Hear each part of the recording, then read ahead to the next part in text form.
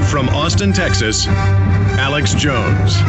8 minutes into hour number 3, we'll talk to the leader of the Icelandic Parliament, who's one of the main people leading the charge against the bankers.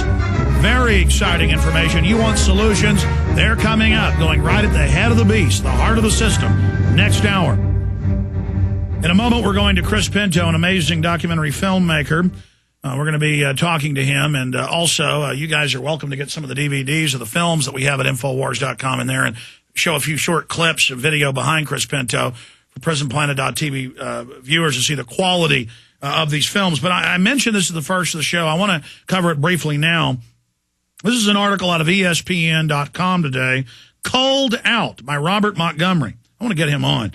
And it says, when the World Wildlife Fund, bunch of eugenicists, and the International Fund for Animal Welfare completed their successful campaign in Ontario, they were able to ban many types of hunting. And now they're saying it's mean to fish.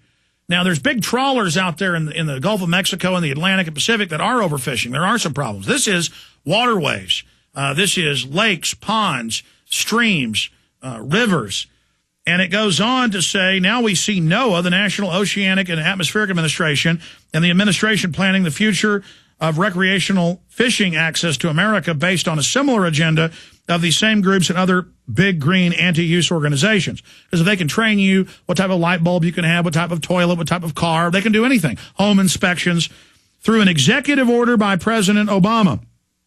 The current U.S. direction of fishing is direct parallel to what happened in Canada with hunting. The negative economic impacts on hardworking American families and small businesses are being ignored.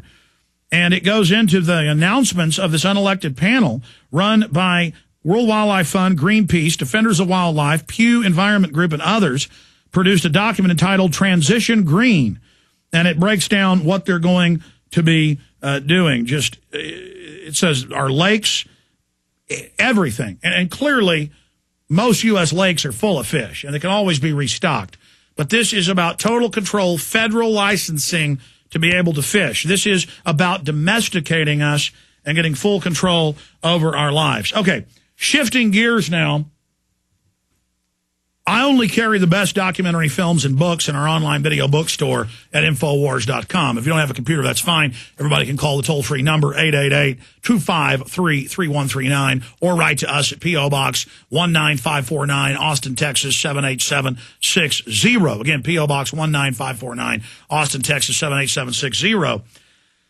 But these are among some of the best documentary films with documents, interviews. They also hire professional actors.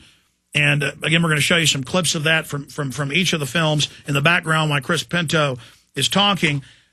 Secret Mysteries of America's Beginnings, Volume 1, The New Atlantis, who these people are, how they tick, their own documents, who the Illuminists are. Then Part 2, Riddles in Stone, The Secret Architecture of Washington, D.C. Part 2 of Secret Mysteries of America's Beginnings. Part 3, Eye of the Phoenix, Secrets of the Dollar Bill, all the occultism. In fact, we'll get a document cam shot of this, and we'll show the viewers of what's on the cover here. And then now it's intriguing because he goes into a whole separate area, but it ties into all this. And I just finished reading a thick encyclopedic-level book, A Dark History of the Vatican, and some of the things that went on there. Now, this is not a Catholic bashing fest. And there have been plenty of atrocities by Protestants in Europe as well. But it's important to understand what's happened to religion in our culture and why the Vatican today is calling for world government.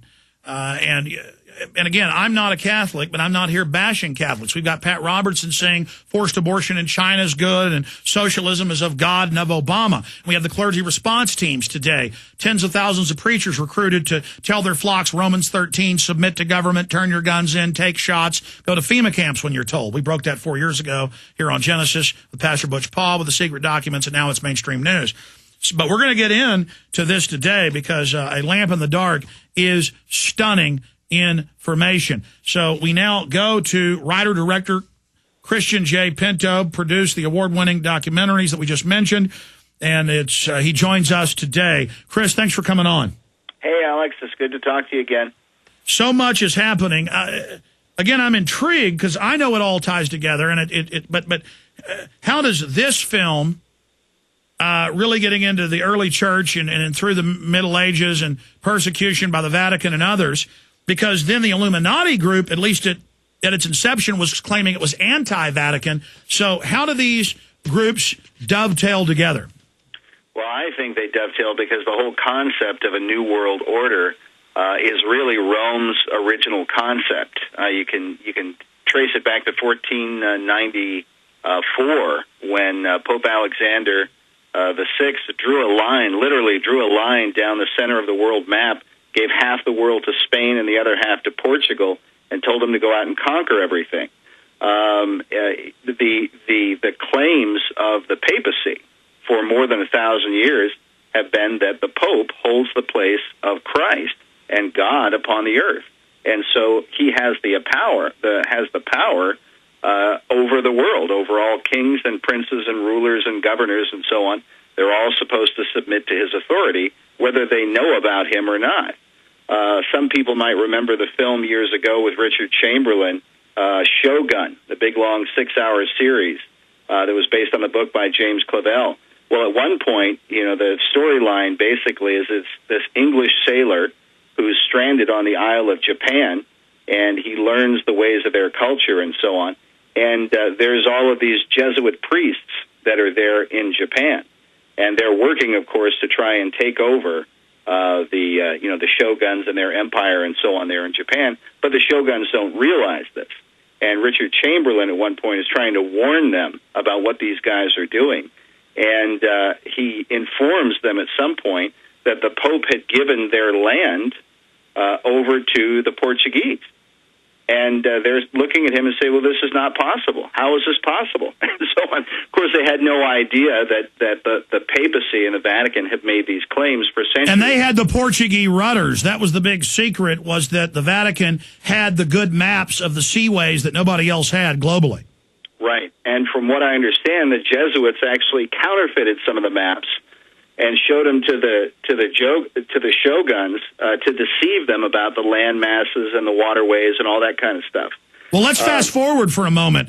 In my research for Endgame Blueprint for Global Enslavement, we discovered that the Bilderberg Group, with some key people from the Vatican, actually in the early 50s, and this has now been declassified, that they had the idea for the European Union, and that was the Treaty of Rome, then that was expanded in 1957 when they officially really started setting up the European Union.